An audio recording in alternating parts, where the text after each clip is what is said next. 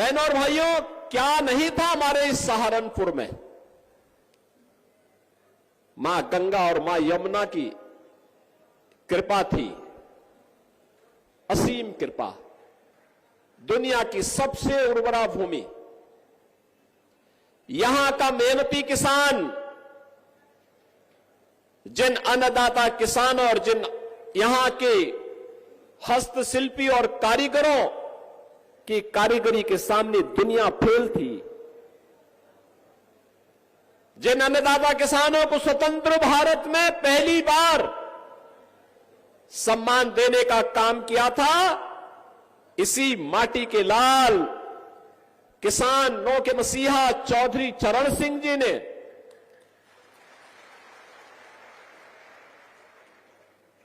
चौधरी चरण सिंह जी के द्वारा किसानों के हितों में किए गए कार्यों के प्रति कृतज्ञता ज्ञापित करने के लिए ही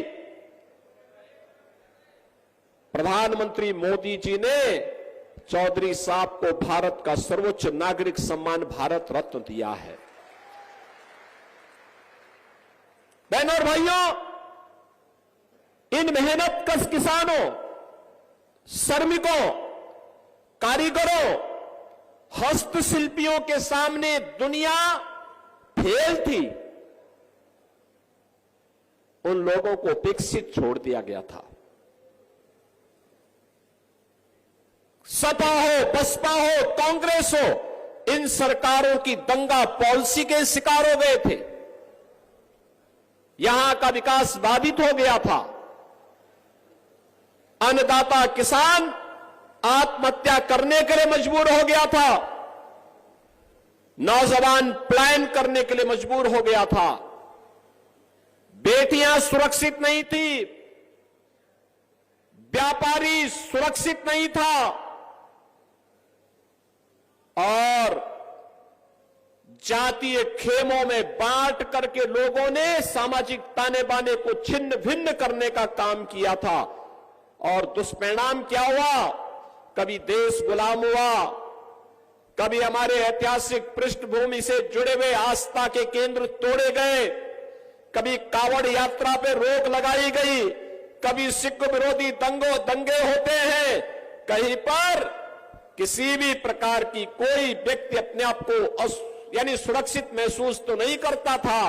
और जिस सहारनपुर में असीम संभावना थी, प्रकृति और परमात्मा की सीम कृपा थी कि वह शिक्षा के केंद्र के रूप में काशी की तर्ज पर विकसित हो, उसको मजहबी उन्माद और फतवों का शहर बना करके रख दिया गया। यह है देश के खिलाफ साजिश करने वालों की करतूत। ये लोग किस प्रकार की करतूत करते थे?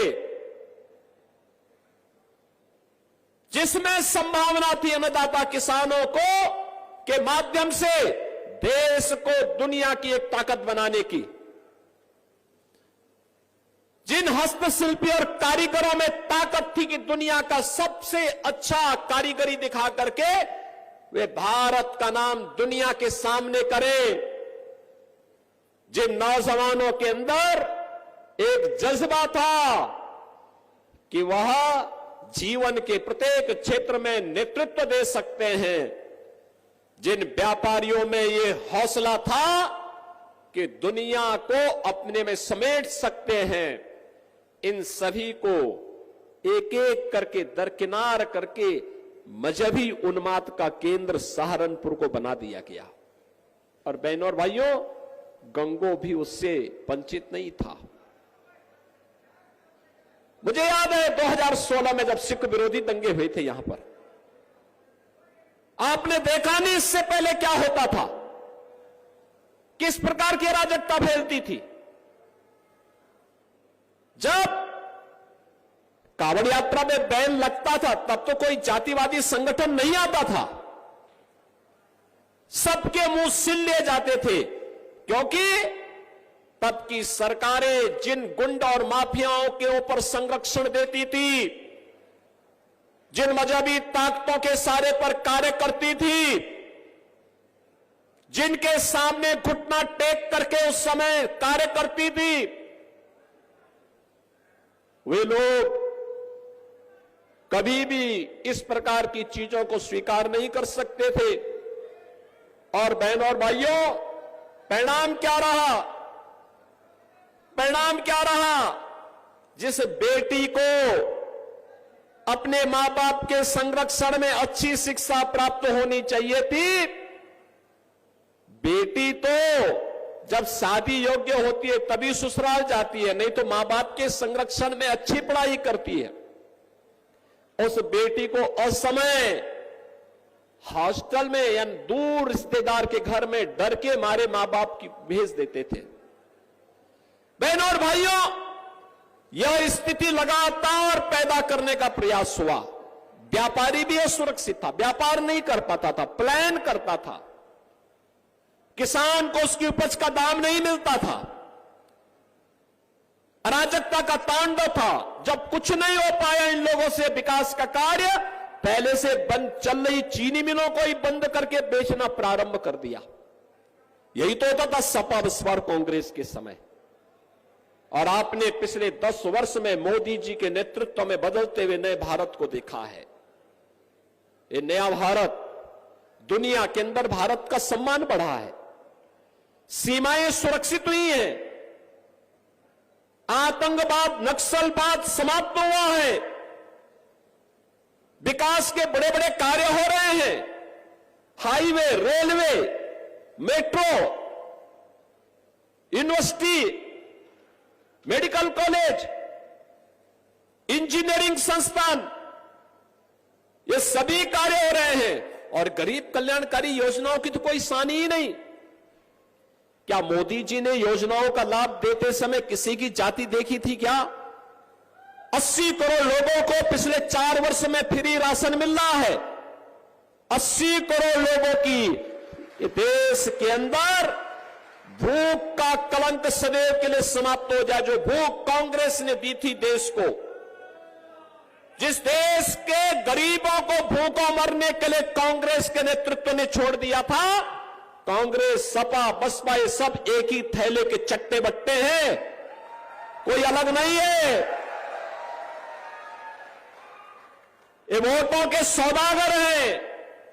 चुनाव के समय दिखेंगे, बाकी संकट के समय सब गायब हो जाएंगे, गायब हो जाएंगे, किसी का आता पता नहीं होता है। और बहनों और भाइयों, यही कहने के लिए आए हैं हम लोग कि इस देश को भूखों मरने के लिए छोड़ दिया था कांग्रेस ने, सपा ने, बसपा ने। देश को 80 करोड़ लोगों को फ्री में राशन मोदी जी के नेतृत्व में मिल रहा है और अगले 5 वर्ष तक निरंतर मिलेगा। कोरोना में दुनिया उभर नहीं पाई अभी तक, लेकिन भारत में कोई संकट कोरोना का नहीं। 60 करोड़ गरीबों को देश के अंदर 5 लाख रुपए की स्वास्थ्य बीमा का कवर।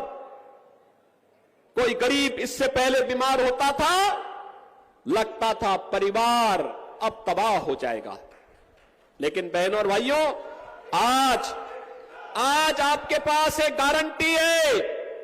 अगर कोई दुर्भाग्य से बीमार हुआ तो कह सकता है 5 लाख रुपए की स्वास्थ्य बीमा का कवर मेरे पास है, मैं उपचार कराऊंगा। और अगर उसके पास वह भी नहीं बन पाया है तो मेरे पास तो कोई भी विधायक, ये कीरत सिंह हो या मुकेश चौधरी हो या स्वयं प्रदीप चौधरी हो, ये कोई भी अगर मुझे पत्र लिख देता है या कोई पीड़ित भी पत्र लिख देता है, मैं बीमार हूं, मेरा आयुष्मान कार्ड नहीं बन पाया, मुझे पैसे की आवश्यकता है, मैं लखनऊ से तुरंत पैसा भेजता हूं उसके खाते में। क्योंकि ये जाति के नाम पर देखने वालों के लिए, वोट बैंक के सौदागरों के लिए वो उसकी जाति हो सकती होगी, लेकिन बहनों और भाइयों, मेरे लिए वो प्रदेश का मतदाता है, प्रदेश का नागरिक है, उसके हितों का संरक्षण करना मेरा दायित्व है और उसको हर प्रकार की सुरक्षा देना, उसकी समृद्धि के लिए कार्य करना मेरा दायित्व है। और हम बिना किसी संकोच के उसको पैसा पहुंचाते हैं। हमने कभी प्रोपेगेंडा नहीं किया, कभी नहीं किया। ये जितने हमारे जनप्रतिनिधि हैं, जो भी मुझे लिखता है हम उसको तत्काल पैसा भेजते हैं, क्योंकि हमारा नागरिक है, उसका अधिकार है, स्वस्थ जीवन जीने का उसका अधिकार है। और मोदी जी ने आयुष्मान भारत के अंदर देश के 60 करोड़ लोगों को यह अधिकार दिया। बहनों और भाइयों, भ्रष्टाचार कांग्रेस, सपा, बसपा की रग रग में भरा पड़ा है और मोदी जी ने भ्रष्टाचार मुक्त व्यवस्था देने के लिए जनधन अकाउंट की हर गरीब का खाता खोल दिया।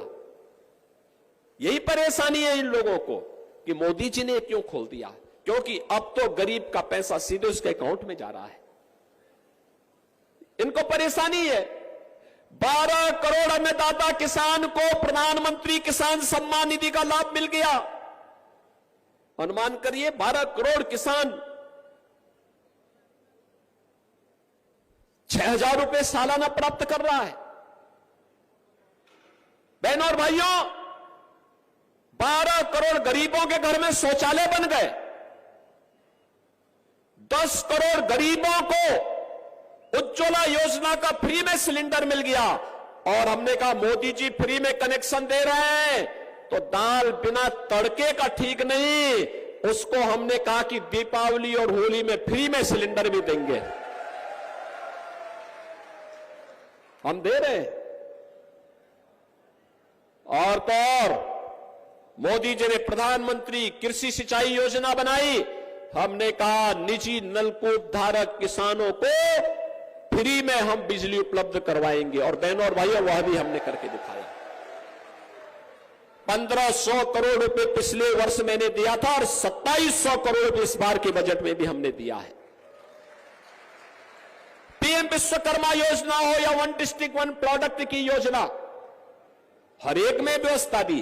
बेटी के जन्म लेने से लेकर के बेटी के शादी ब्याह तक की योजना हमने दी है। बेटी जन्म लेगी, मुख्यमंत्री कन्या सुमंगला योजना, स्नातक तक की पढ़ाई की सुविधा दे रही है। और बेटी शादी ब्याह के योग्य होगी, 51,000 रुपए की राशि उस बेटी की शादी के लिए मुख्यमंत्री सामूहिक विवाह योजना के अंतर्गत उस बेटी के लिए यह भी हम लोग उपलब्ध करवा रहे हैं। नौजवान के लिए पीएम स्टैंड अप की योजना है, स्टार्टअप की योजना है, पीएम मुद्रा की योजना है। सरकारी नौकरियों में कोई भेदभाव नहीं, अब सरकारी नौकरियां निकलती हैं। हमारे सहारनपुर के नौजवान भी भारी संख्या में उसमें भर्ती होते हैं। पुलिस की भर्ती हो या शिक्षकों की भर्ती हो या कोई भी सरकारी भर्ती हो। नहीं तो पहले 2-3 जिलों के लोग ही भर्ती जाते थे, बाकी लोगों को ठेंगा दिखा दिया जाता था। हमने कहा नहीं चलेगा, 75 के 75 जनपदों की भर्ती होगी। और अगर कोई नौजवानों के भविष्य के साथ खिलवाड़ करेगा, उसके बाप दादों की भी प्रॉपर्टी को जब्त करके गरीबों में लौटाने का काम करेंगे। पहले माफिया सिर चढ़ करके बोलते थे। कैसे माफिया सिर चढ़ करके बोलते थे? छोटी छोटी बात को ले दंगा होता था। आज देख रहे होगे दंगा करने वाले भूल ही गए, दंगा भी कभी होता था। उल्टा लटका दिया जाता है उनको। दंगा करते हैं तो तुरंत पकड़ करके उल्टा लटका कर नीचे मिर्च का झोंका लगा दिया जाता है कि हमेशा के लिए भूल जाए। और अगर किसी निर्दोष व्यापारी और बेटी के साथ कोई दुर्व्यवहार करता है तो बहनों और भाइयों, उस समय उसकी क्या दुर्गति की जाती है, ये भी आपने देखा होगा। प्रयागराज का माफिया